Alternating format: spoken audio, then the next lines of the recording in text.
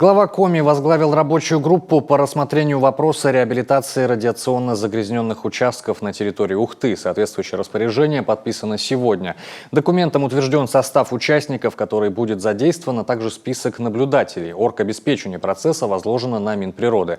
Отметим ранее свою принципиальную позицию по недопущению строительства пункта захоронения радиационных отходов, непосредственно находясь в Ухте, озвучил сам Сергей Гапликов. Моя позиция, она сохраняется уже на протяжении 4 лет.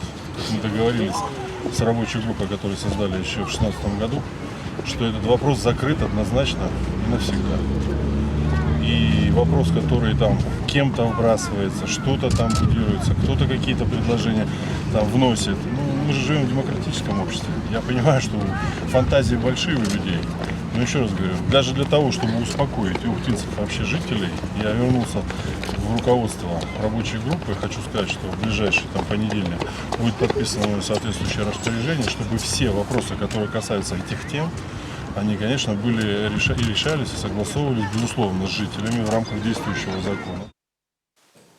По поручению главы рабочая группа займется разработкой плана реабилитации радиационно загрязненных участков путем консервации их на местах нахождения без строительства нового объекта. Все решения будут приниматься исключительно в диалоге с общественностью.